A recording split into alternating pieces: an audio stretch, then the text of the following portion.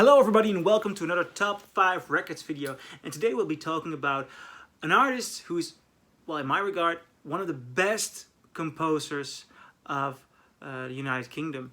And he's mostly regarded because of his excessive lifestyle, the feathers. The film Rocketman also talks a lot about his drugs and alcohol problems and his eating disorders and the cocaine issues, and of course his life story is impressive.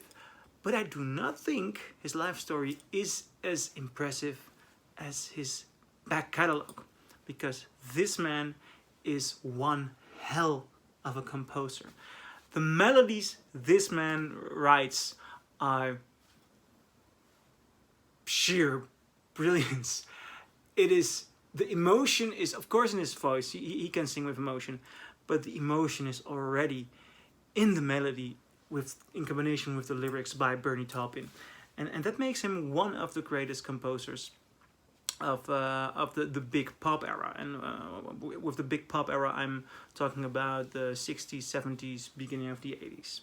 I mean, there is still good pop after that. There's loads of good pop, but there is a change in pop culture. Frank Zappa made some nice quotes about it. I'll elaborate on that in another video. But the pop industry has changed, and I think also if you look at numbers from the boomer generation and all that, the mid 60s to the mid 80s, early 80s are the big pop era. Well, number 5 on the list, Madman Across the Water. This is actually a pretty nice record. It also feels good. If you get a first pressing, I mean, it feels like you're actually touching. This looks dirty. I'm touching the record, but it actually feels like you're touching jeans, some jeans. It's a great record as a whole, but there's one reason in particular: Tiny Dancer. Oh, I love Tiny Dancer. Tiny Dancer wasn't initially a hit in the 70s.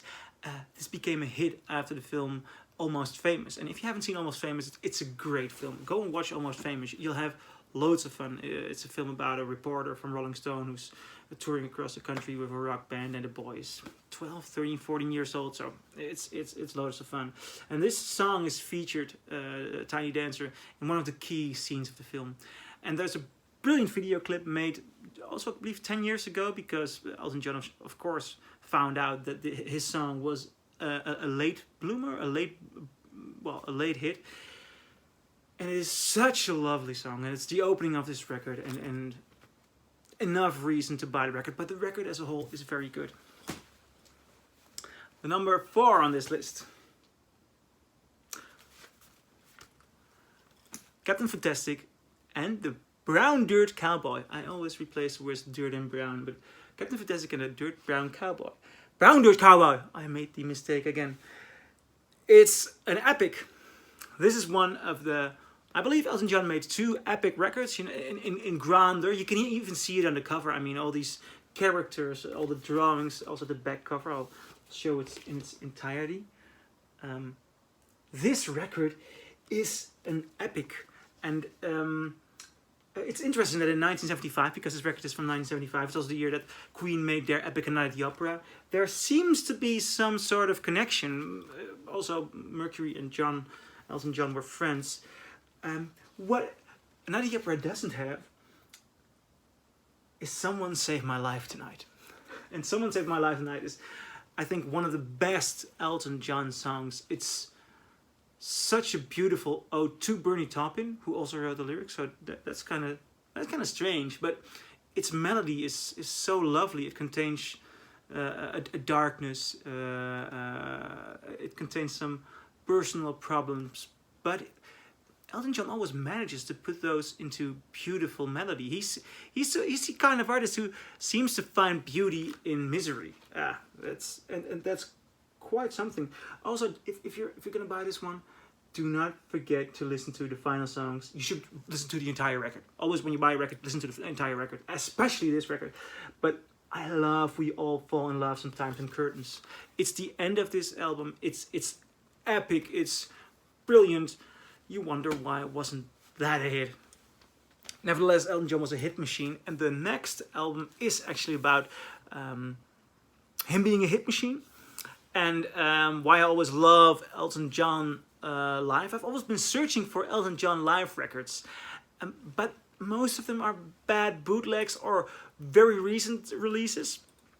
And I never really liked the shows from the last 30 years. He started to sing lower, and you can hear he's not always concentrated. Something like his One Night Only hit show, and loads of other.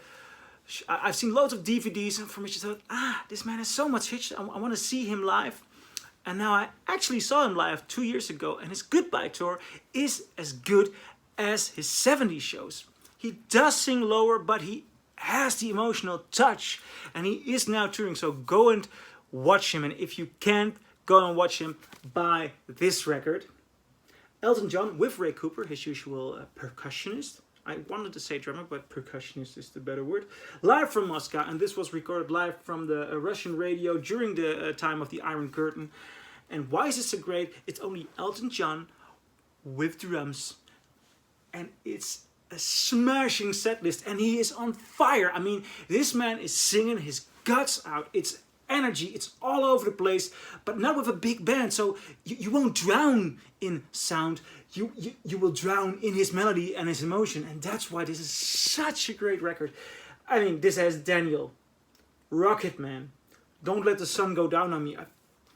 I love that song. Goodbye Yellow Brick Road, Candle in the Wind, Funeral for a Friend, Benny and the Jets, Sorry Seems to Be the Hardest Word, Saturday Night's Alright for Fighting, Crocodile Rock, Get Back, Back in USSR, and Pinball Wizard. I mean, Pinball Wizard, Elton John in the film Tommy playing Pinball Wizard. It's awesome, and this record is awesome as well. One of the best live records, and in my opinion, the best live record made by Elton John. It is quite unique. It was released 2 years ago for Record Store Day. Find it. Love it. It's great. Number 2. Elton John. Just Elton John. No other title. It's also not his first because it's titled Elton John. You might think, oh, it's his first record, but there is a record before this, Empty Sky or something like that. I didn't really like it. But I do like this. This is all you need to start with when you want to listen to Elton John. It opens with your song. I mean, this album actually opens with your song. Where do you want to go from there? Well, the entire album is good. It's warm, it's intimate, it is quite new, especially at the time. It is Elton John in not the explosive manner which came after this. It's the singer-songwriter. It's the artist, Elton John. And your song is perhaps the best song on this record, but it also contains Border song. Holy Moses. It wasn't a hit. It's a brilliant song. It's the entire record's got brilliant songs, but Border song and your song. It's both songs. Yeah, Border song and your song. Go and find this album. This is, by the way, a first British pressing. If you can find a first British pressing of Elton John, find it. The Captain Fantastic record I had is also a first pressing. I first bought a Dutch pressing. It sucked. Another first pressing and the number 1 on my list. It's an easy pick. Goodbye Yellow Brick Road. This is also the record that started it all for me. Why? It's 2 discs, 2 pieces of vinyl, with nothing but great songs. Nothing but great songs. You know, Funeral for a Friend, the synthesizer, the atmosphere, it's brilliant. And Funeral for a Friend goes over into Love Lies Bleeding. There's so much energy in Love Lies Bleeding. It's brilliant. Candle in the Wind, one of his best songs ever. Benny and the Jets, that was just side 1. Side 2, Goodbye Yellow Brick Road, one of his best songs ever. This song has no title, just words and a tune. Grey Seal, it's so good. Jamaica Jerkoff, Jamaica Jerkoff. It's a fun song. It's okay. I've seen that movie too. A wonderful ballad. Sweet Painted Lady, The Ballad of Danny Bailey, Dirty Little Girl, All the Young Girls Love Alice, Your Sister Can Twist But She Sure Can Rock and Roll, Saturday Night's Alright for Fighting, Roy Rogers, and Social Disease. Ah, Harmony in Me is the oh, I fucking love this record. Go and buy this record. It's easy to find. I mean, I paid €5 for this. Best €5 I spent whole bloody year. Best Elton John album of all time.